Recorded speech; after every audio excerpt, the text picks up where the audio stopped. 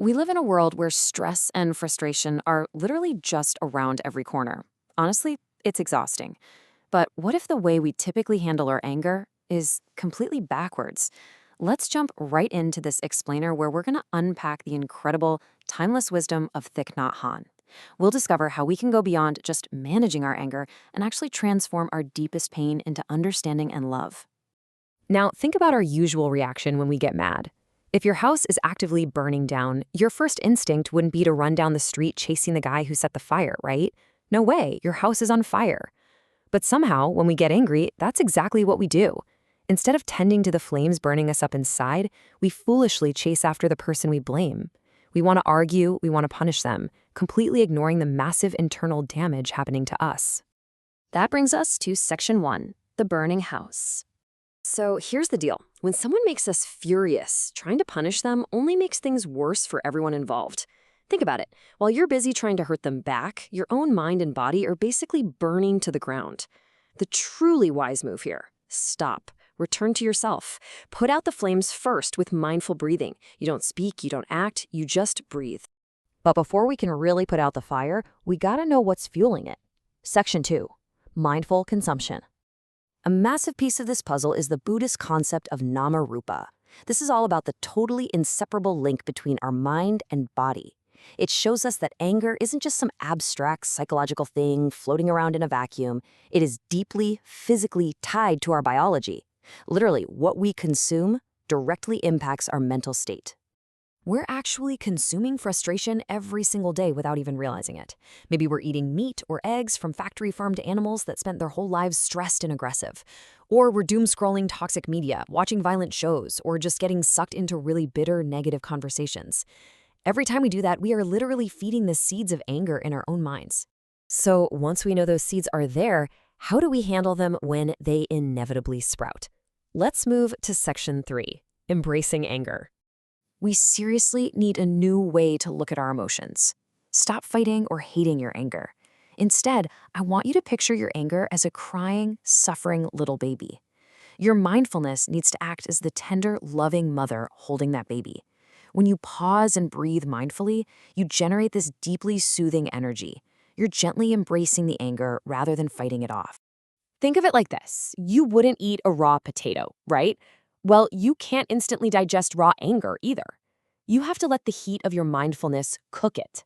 First, you stop reacting. Then, you lean into mindful breathing. Finally, you embrace that anger like a mother holding her child. You just sit with it for 15 or 20 minutes, letting your mindful presence cook that raw emotion until it transforms into something you can actually use. Doing this actually builds our superpower to break deep generational cycles of pain. Section 4. Transforming habit energies. Let's look at this absolutely incredible story of a 12-year-old boy. He grew up with a dad who constantly yelled at him for every little mistake. One day, the boy's little sister fell out of a hammock. At second 1, his immediate burning urge was to scream at her. But at second 2, he managed to pause and take a mindful breath. By second 3, it hit him.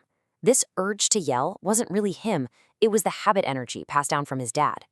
And by second 4, he made a conscious choice to respond with compassion instead.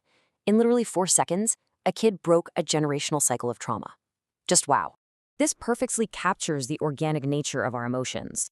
Thich Nhat Hanh has this beautiful saying, "I am aware there is garbage in me. I will transform it into compost to nourish love."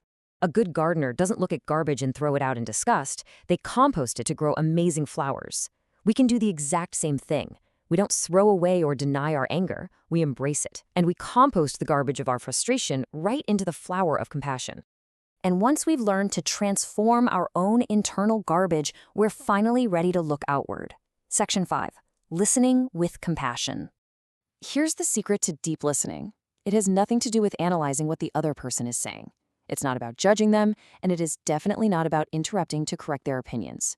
Your one and only purpose is to give them a safe, quiet space to empty their heart and relieve their suffering. That's it. You just listen. The power of this kind of listening is absolutely mind-blowing. There was this woman who, for 5 long years, lived with a husband she was terrified of. He was basically a ticking bomb of anger. everyone avoided him. She was literally at her breaking point. But then she learned the art of deep, compassionate, non-judgmental listening at a retreat. She sat down with him and, without arguing back, simply invited him to speak his pain. After just a few hours of her truly listening, he wept like a child. The anger was completely diffused, and it literally saved their marriage. And speaking of 5 years, that number also represents a young man who went 5 whole years without speaking a single word to his father. Complete estrangement. But that painful silence was beautifully broken when the son learned mindful communication and finally called his dad. He didn't demand an apology. He simply stated that restoring their relationship was his highest priority, way higher than his ego, and way higher than being right. His father was so moved, and their bond was fully restored. That leads us straight into the ultimate actionable climax of our explainer. Section 6, 3 sentences of love.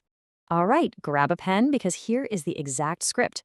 These are 3 simple but profoundly courageous sentences you need to say to your partner within 24 hours of getting angry. First, my dear, I am angry, I am suffering. Second, I am doing my best. And third, please help me. By saying these, you're proving that the relationship means more to you than your pride. You aren't attacking. You're being vulnerable, and you're asking for their partnership to help heal the pain. To really make this stick, you should honestly agree to a peace treaty. But catch this, you don't do it during an argument. You do it when things are going fantastic. You commit in advance. You literally agree that when conflicts inevitably pop up, you won't yell or storm off. Instead, you'll use those 3 sentences and take the time to breathe mindfully. Now, how on earth do you remember to do all of this in the heat of the moment? Easy.